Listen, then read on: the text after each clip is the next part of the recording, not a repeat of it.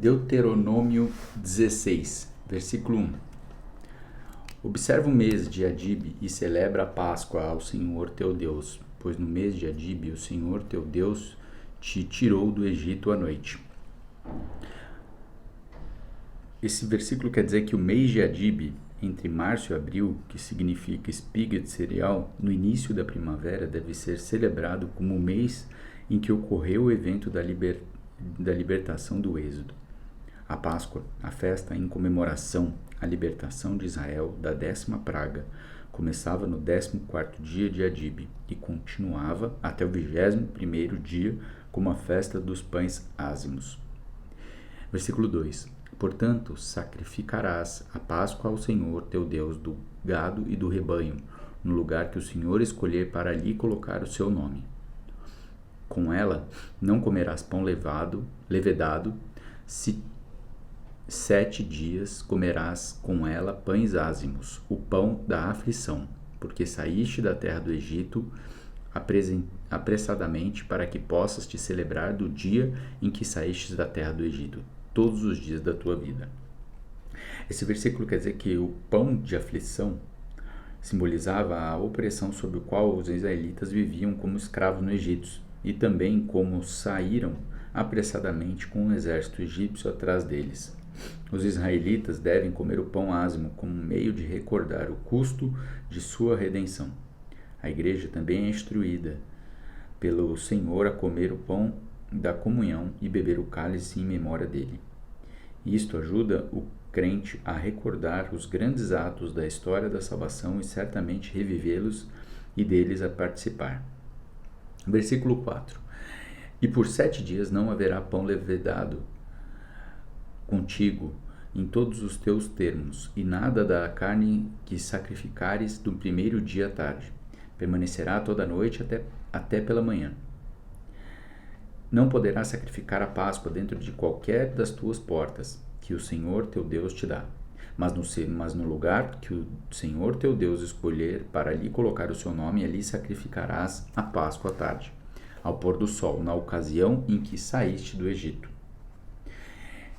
Esse versículo quer dizer que, enquanto o sacrifício em geral era permitido nas localidades, em 3 ocasiões no ano, a comunidade, pelo menos os homens a partir dos 20 anos, deveria se reunir no local que Yehova escolhesse para ali colocar seu nome, o santuário central.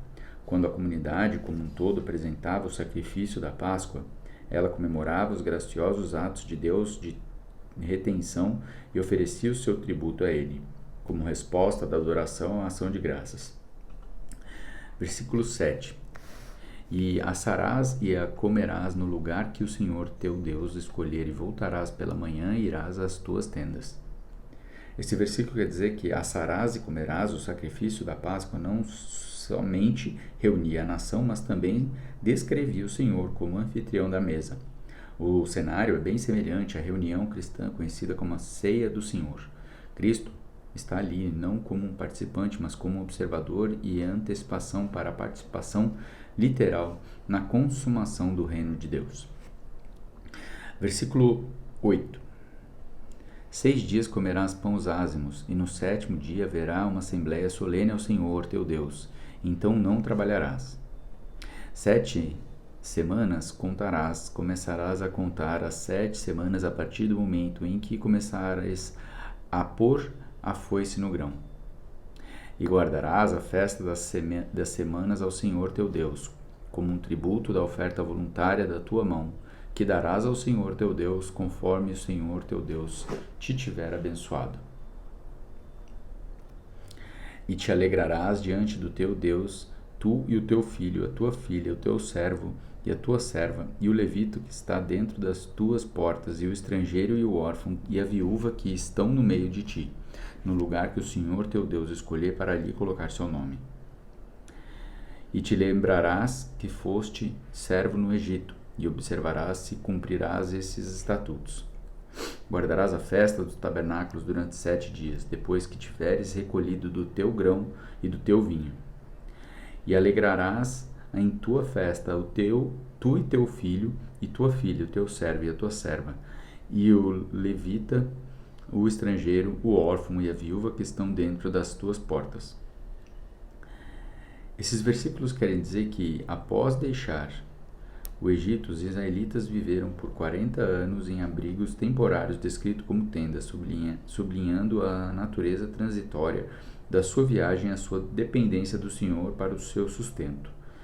Faz da colheita, mas não faz alusão à experiência do deserto, nem Deuterônio o faz. Contudo, Levítico chama a atenção ao fato que o Senhor fez os filhos de Israel habitarem em tendas, quando os trouxe da terra do Egito.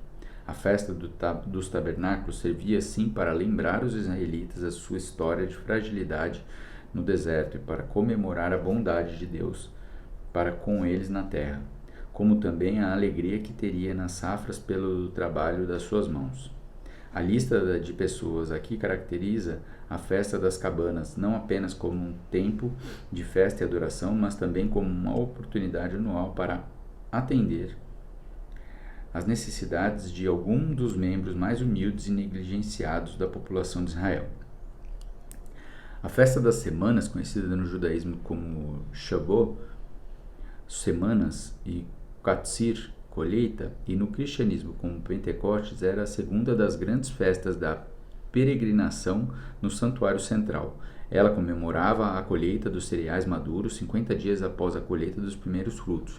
A escolha do dia de Pentecostes para a vinda do Espírito Santo sobre a igreja reunida em Jerusalém provavelmente foi para inaugurar o nascimento da igreja e também para vislumbrar os primeiros frutos como tendo se tornado um corpo maduro para a colheita como comunidade redimida de Deus.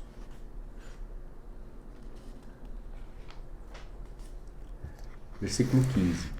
7 dias guardarás uma festa solene ao Senhor teu Deus, no lugar que o Senhor escolher, porque o Senhor teu Deus te abençoará em todo o teu incremento, em todas as obras das tuas mãos. Portanto, certamente te alegrarás. 3 vezes ao ano todos os teus homens comparecerão diante do Senhor teu Deus, no lugar em que ele escolher, na festa dos pães asmos, e na festa das semanas, e na festa dos tabernáculos, e não aparecerão vazios diante do Senhor. Portanto, todo o homem dará o que é capaz, conforme a bênção do Senhor teu Deus, que ele quer der, e que ele lhe der. Esses versículos querem dizer que ninguém é tão pobre que não possa dar alguma coisa, e não se espera que ninguém dê mais do que possui. O dízimo no Antigo Testamento segue esse padrão e serve assim de medida para a adoção no Novo Testamento. Jesus ilustrou estes princípios quando chamou a atenção para a viúva pobre que depositou 2 pequeninas moedas na caixa de ofertas do templo. Ela se saiu melhor do que dos ricos, disse ele, pois porque todos eles depositaram da sua abundância, mas ela depositou tudo o que tinha, todo o seu meio de vida. Versículo 18. Porás juízes e oficiais em todas as tuas portas, porque o Senhor teu Deus te der, entre as tuas tribos, e eles julgarão o povo com juízo de justiça. Não perverterás o juízo, não farás acepção de pessoas, nem tomarás um presente, porque um presente cega os olhos do sábio e perverte as palavras do justo. Esses versículos querem dizer que justiça é a aplicação da lei de modo a conformar a um determinado padrão definido por decreto ou por precedente. Na lei pactual, o poder é a própria Torá, de maneira que um julgamento só é justo se estiver em conformidade com a Torá, que reflete ela própria o caráter justo e reto do Senhor. Versículo 20. Aquilo que é totalmente justo seguirá para que vivas e herdes a terra do Senhor, teu Deus te dará. Não plantarás um bosque de árvores perto do altar do Senhor, teu Deus, que fizer para ti. Tampouco erigirás qualquer imagem que o Senhor, teu Deus, odeia. Esses versículos querem dizer que a Aserá, imagem, e bosque de árvores eram objetos de culto que representavam, respectivamente, a deusa principal e o deus mais importante, Baal. Um indício de sincretismo É evidente aqui do lado de Israel recebeu ordem para não erguer esse símbolo pagão, além do altar do Senhor. Descobertas recentes no Negueb têm confirmado que por vezes o Senhor foi cultuado junto com a Será, que até é descrita como sua esposa.